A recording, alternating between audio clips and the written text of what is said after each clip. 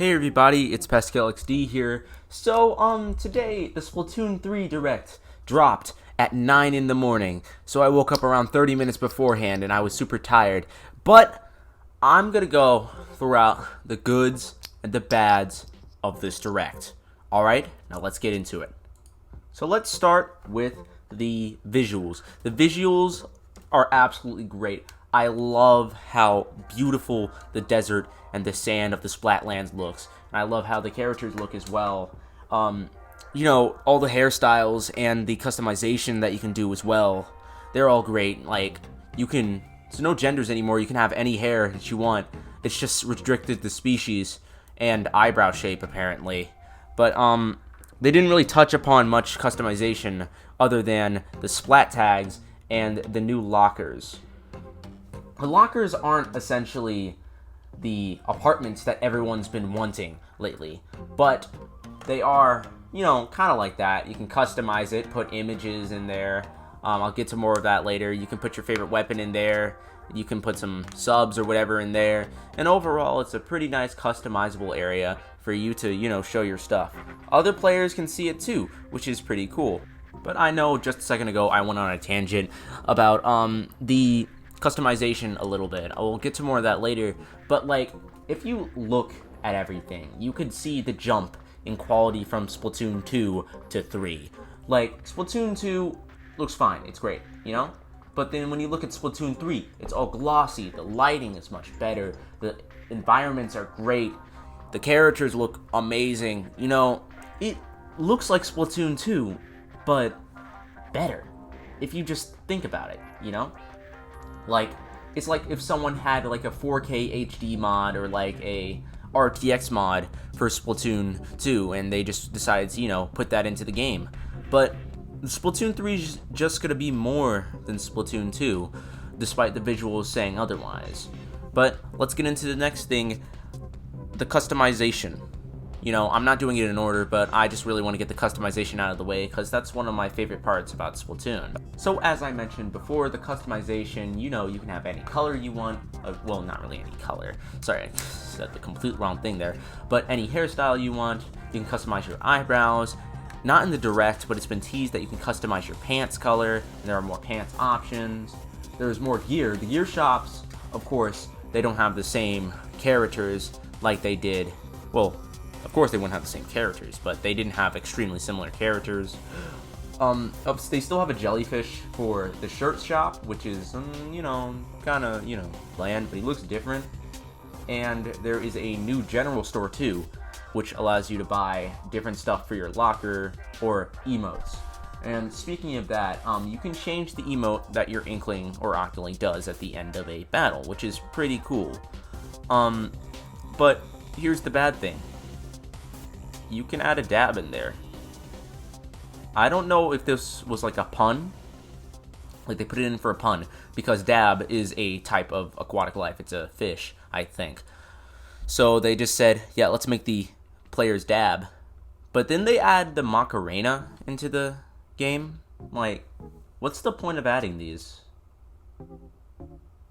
People are going to use it just to be ironic about it, or someone who's just joining this, who just started to play Splatoon, recognizing that, oh yeah, that's a dance I do on a daily because I'm a 5-year-old.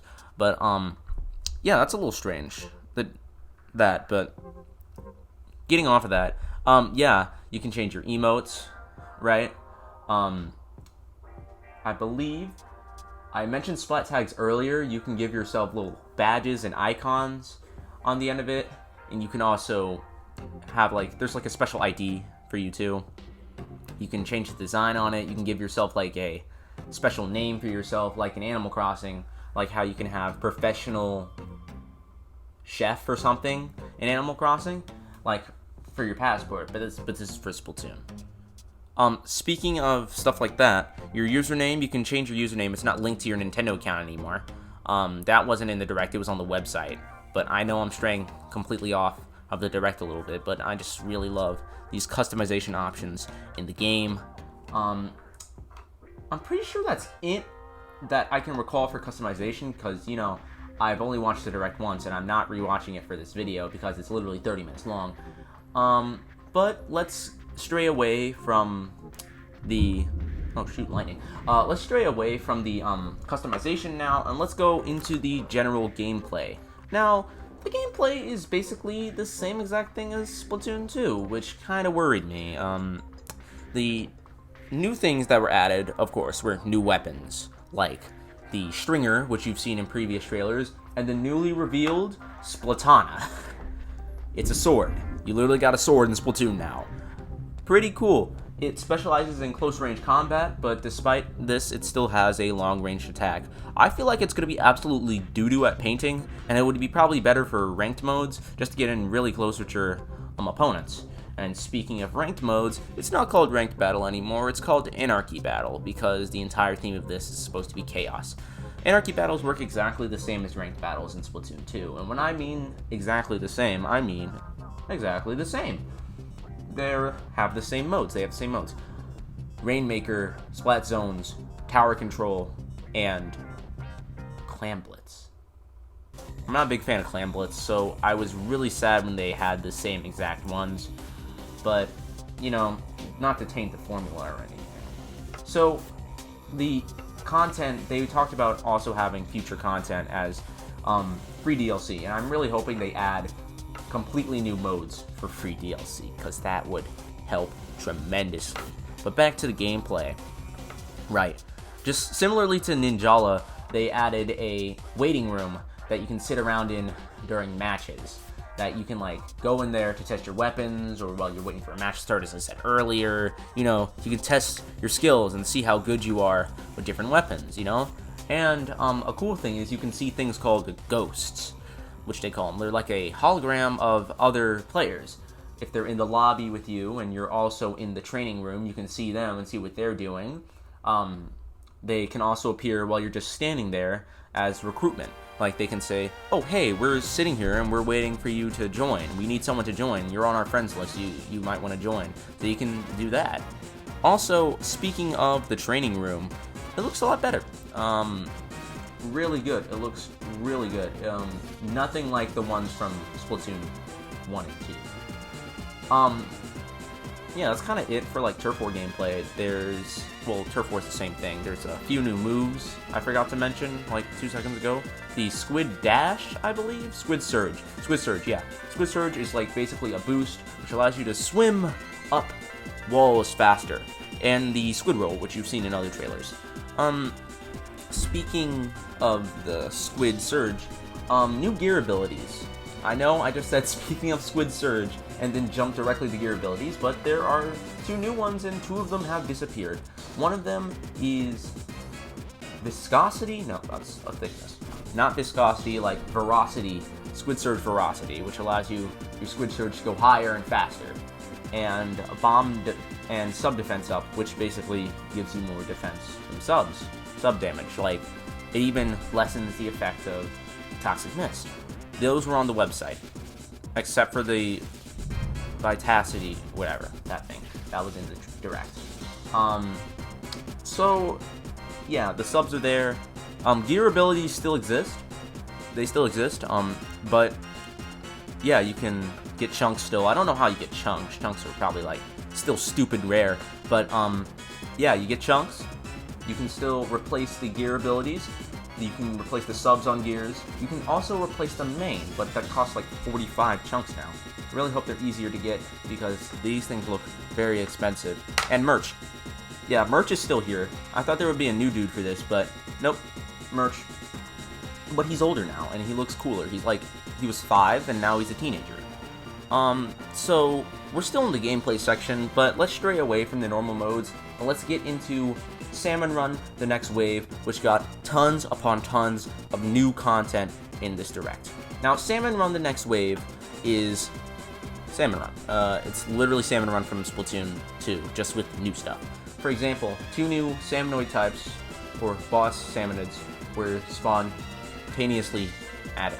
For example, I believe, Pot Lid guy? I'm not looking at the new stuff right now. I'm not rewatching it, so I'm not going to have a perfect memory of the names. But Slammin' Lid. His name was Slammin' Lid. And he was a UFO that spawns in other Salmonid, and he protects them. And if you get close, he slams you. He smashes you down. but if you smash down, you can still shoot them. That's good. And I believe there was another one. I cannot recall what the other one was. But, oh yeah, the big shot. Next, the big shot. So yeah, the big shot, he's a big boy, and he shoots cannonballs that explode into the new stuff. Like, you gotta watch the direct for yourself, but I'm just giving you a light recap of what I can remember. But shoots with a cannon, and once you kill him, you can use the cannon to shoot the eggs. You can fire the eggs to a different place. Kind of like how the egg fling is, but it's a lot farther. And, yeah, you can use, as I was saying earlier, you can use most, if not all, specials in Salmon Run. I saw that the Booyah Bomb was being used, and that is really good for, like, probably sapping eggs from Goldies, or, you know, taking out massive hordes of Salmonoids, or Salmonids, whatever they're called. Please forgive the awkward cut just a second ago, my power went out. But, yeah, let's get back to the new stuff. Just as you're finishing a wave in Salmon Run, right, there's a chance that the giant big Salmonoid guy, like the king of them, is gonna, you know, appear, and it's a boss fight. You gotta beat him before the time runs out. And I don't know what happens afterwards because it doesn't show, but you have to beat him up in a time limit, or I guess you lose or something. And then there's this thing called, not overfishing, that was something else, but, it's where the Salmonids invade Inkopolis, or the Splatlands. They invade it, and it's only like once a month, I guess. So that was something that was also in the video. So, yeah. So let's get to the miscellaneous stuff that was in the direct. So let's get to that right about now. So as you can see, my voice is cutting in and out, because I am using Audacity. I never use Audacity. But anyway, let's get to the miscellaneous stuff. Like, there is a new mini game. It's a card game where you just place down, you know, random stuff, right? It's kind of like a grid game, like those games where you place the Tetris pieces down, and then you try to fill as much area as you can. It's like Fill on the, it's like the filler game on Game Pigeon. It's kind of like that, but it's a card game. You can place down cards, and as many, like, it fills in a certain amount of blocks. You gotta watch the direct to actually see it, because I'm still gonna be uploading screenshots, but it's a lot better if you'd watch the direct. But here's the thing, okay? You get a starter pack, and I'm pretty sure you're gonna have to pay for the rest of the cards. It's, like, annoying. I don't know how this is gonna happen, how it's gonna work, but I really hope it's not a gacha machine mechanic, or, like, a card pack mechanic, but it probably will be, so I'm just, like, not thinking right now when I'm speaking. Okay, so, anyway, the story mode. The story mode, it didn't give us much on the story mode, which is a little depressing, because I really like the story mode as of now. I'm trying to get all the hero weapons, but I know I'm not going to be able to get them all before Splatoon 3's release, so I'm, you know, going a little bit slower. But the story mode was great. I like the bosses in it, because you never really get to fight a boss in normal Splatoon gameplay, but now you will be able to. But we saw a few more things. For example, Captain Cuttlefish getting, you know, grabbed by one of those fuzzy, inky tentacle things and being brought down into the underworld.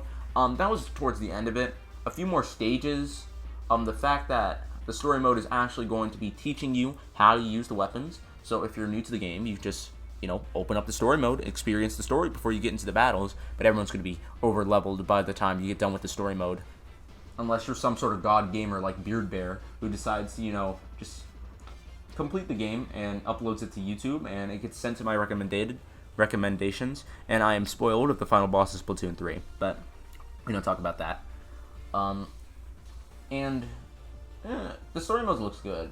It looks a lot like the normal story mode.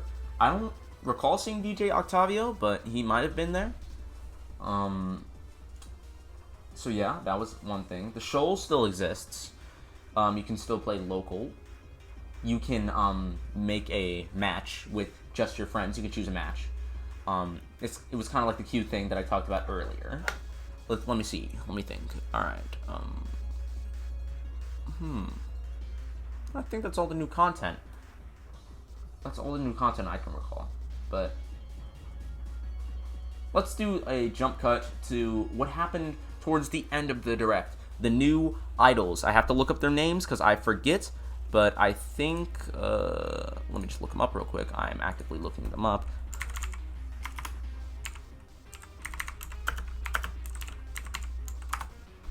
Let's check if it's on the wiki now. Okay, the new idols, since it's Splatoon 3, there are 3 new idols. Fry, Shiver, and Big Man. Fry is, I believe, the one with the giant forehead or receding hairline. Shiver is the cool one that's probably going to absolutely body you in COD Warzone, or whatever it's called. And Big Man is the giant manta ray, the cute little manta ray fella. I love Big Man. Big Man's one of my favorites. He's like #1. But yeah, they're there. They're called Deep Cut. That's their group name, which is really cool. Deep Cut is a hilarious name. It sounds like a metal band. And instead of being idols, I believe that they might be not actual idols. Like, they have a talk show. I don't know if that would call them idols. They're just people, I guess. They're a group of 3. The 3 amigos, I guess. But, yeah. But now that there are 3 idols, I'm just going to call them idols from now on. Now that there are 3 idols, there are Splatfests. 3 teams rather than 2. They duke it out. And the winning team, there's like a 3-paint Splatfest, right? 3-paint battle. The winning team's in the middle, while the other 2 teams are trying to beat up the winning team to, win their spot, which is pretty cool. So that's all I believe that was happening mid-game. There are in the direct they talked about free paid DLC that's coming later in the game, but let's discuss that right now. Okay, the free paid DLC trope of Nintendo, they have been doing that since Star Allies, Kirby Star Allies. They've added free DLC over time.